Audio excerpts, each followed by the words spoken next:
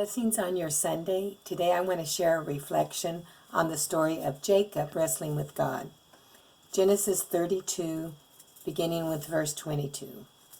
The same night he arose and took his 2 wives, his 2 female servants, and his 11 children, and crossed the river. He took them and sent them across the stream and everything else that he had. And Jacob was left alone. And a man wrestled with him until the break of the day. When the man saw that he did not prevail against Jacob, he touched his hip socket, and Jacob's hip was put out of joint as he wrestled with him. Then he said, "Let me go, for the day has broken." But Jacob said, "I will not let you go unless you bless me." And he said to him, "What is your name?" He said, "Jacob." Then he said, "Your name shall no longer be called Jacob, but Israel. For you have striven with God and with men, and have prevailed." Then Jacob asked him, "Please tell me your name." But he said, "Why is it that you ask my name?" And there he blessed him. So Jacob called the name of the place Peniel, saying, "For I have seen God face to face, and yet my life has been delivered." The sun rose upon him as he passed Peniel, limping because of his hip. And this is the word of the God for people of God. Praise be to God. And Lord, I ask that the words of my mouth and the meditations of our heart be acceptable. In your sight, you are our rock and our Redeemer. Jacob is in transition again. He had fled his brother Esau after stealing his birthright and his blessing to go to his uncle Laban, and now he's built up his herds. And so this time when he is in transition, it's not just him, but he has 11 children, 2 wives, 2 handmaids, and lots of herds, lots of cattle and sheep, and at any rate, and goats that he has in his herds. In fact, he has such extensive wealth that Laban's sons are jealous. And Laban doesn't look at Jacob the way he used to. They had both been trying to get the better of one another, but as Jacob's wealth increased, Laban looked on him with more suspicion. And so in Jacob's mind, maybe it's time to move on. And then God says, "Go back to the land of your fathers and to your relatives, and I will be with you." So he gathered everybody together, and they left without even saying goodbye. Unknown to Jacob, his wife Rachel had taken her father's household gods. And so Uncle Laban follows them, and they meet up, and they have a verbal showdown. And then Laban essentially does let them go with his blessing. And this is at Mizpah, where the famous parting is. "May the Lord keep watch between you and me when we are away from each other." But Uncle Laban tacked on a warning. "Remember that God is a witness between you and me," and encouraged Jacob to treat his daughters well. So an angry father-in-law behind him, and a presumably angry brother ahead of him as he heads back home and assumes that Esau is still angry and possibly still wants to kill him. So it's kind of a jump from the frying pan into the fire type of a situation. But just as God had assured him when he was fleeing from Esau by showing him a ladder of angels going up and down to heaven, God again sent angels, and they encamp around Jacob.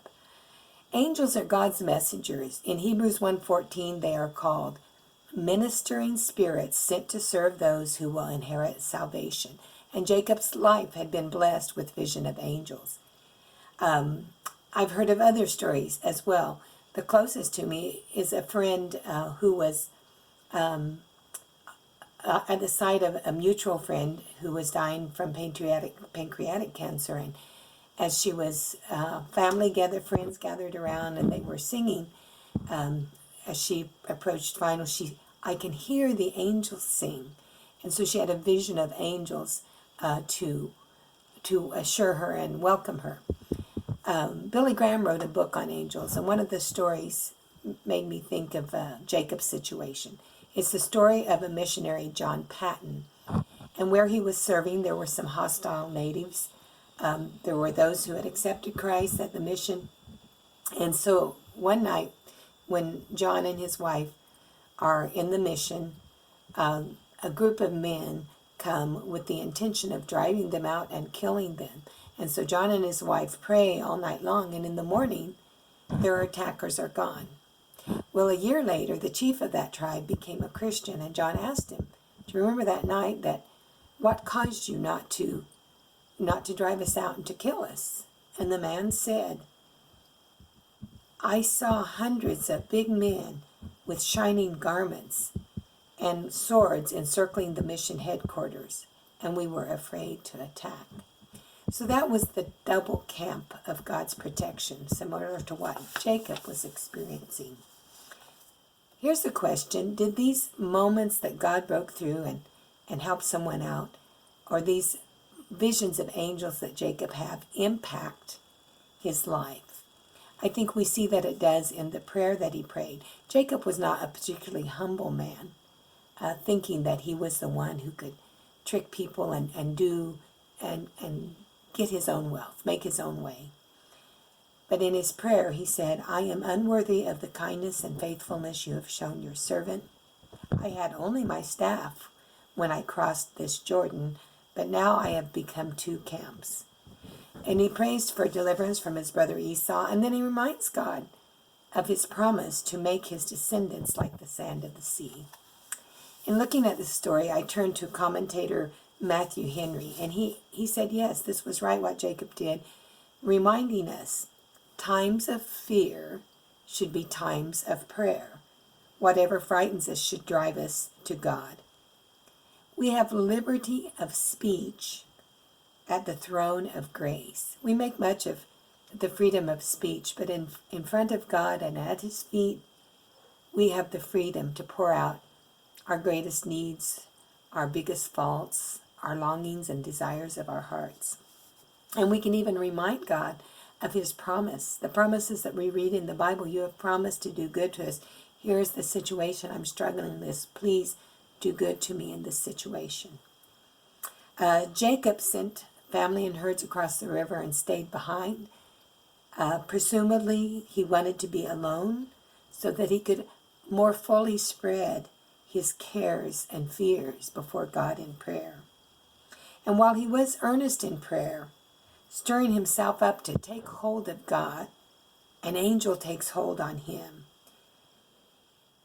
We are told the Bible, the prophet Hosea, refers back to this and says that Jacob wrestled, he wept, he made supplication. Prayers and tears were his weapons. It was a spiritual wrestling.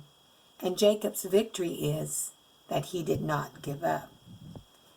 This attack by a stranger did not shake his faith nor silence his prayer, but he clung to God until he received a blessing, understanding that he did not struggle in his own strength, but by the strength of the Spirit of God. And so his name is changed from Jacob the supplanter, the greedy one, the deceiver, to Israel, a prince of God. The angel leaves him with a new name and a new limp. And that limp, maybe like the thorn that Paul experienced in his side, was his sign that in his weakness, God could make him strong. In themselves, he and Paul were both weak, but they were strong in Christ, strong in the Spirit of God. So Jacob calls this place the face of God. He does not say, in this place I wrestled with God and I prevailed, but he says, in this place I saw God to face, and my life was preserved. He does not say, it is my honor and praise that I came off a conqueror, but it was by God's mercy that I escaped with my life. I believe that Jacob's wrestling with God can be a model for our own wrestling with God.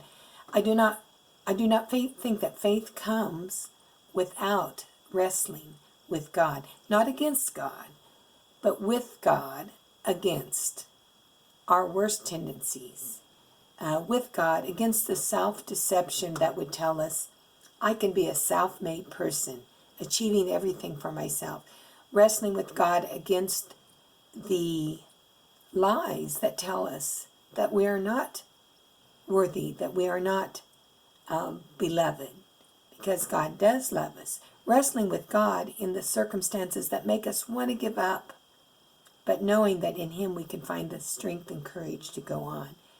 2 Corinthians 10:5 describes something that I think could be called wrestling with God. It says, "We demolish arguments and every pretension that sets itself up against the knowledge of God, and we take captive every thought to make it obedient to Christ."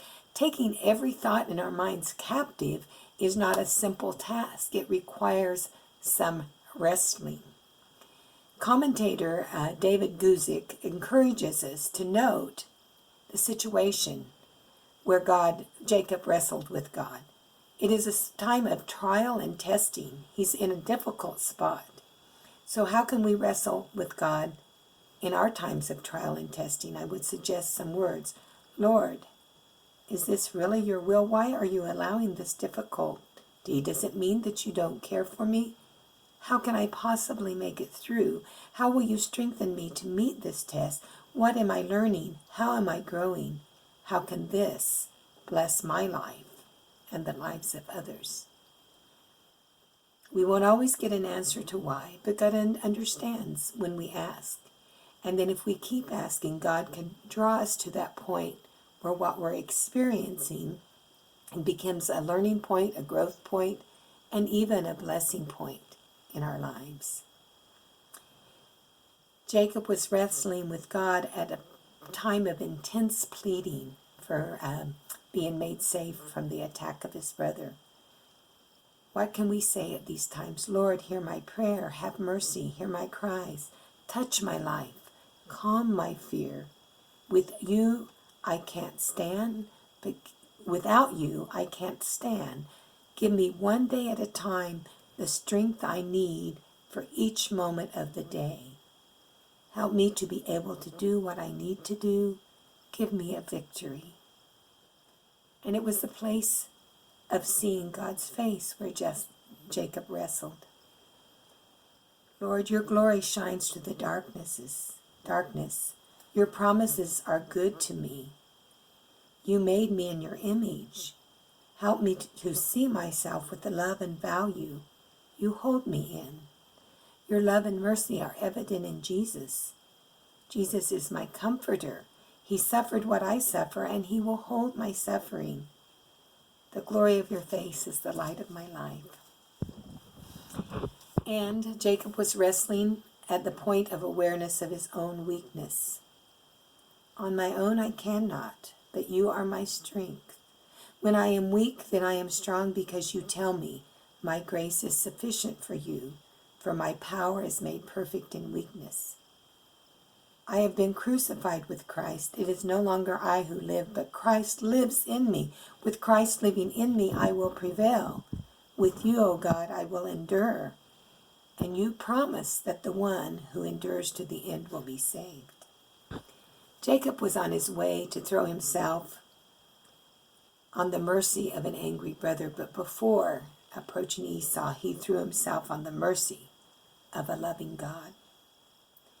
We are not at the mercy of an evil world. We all have the invitation to throw ourselves boldly on the mercy of God, to hold fast, to have faith, and in him to prevail. Amen.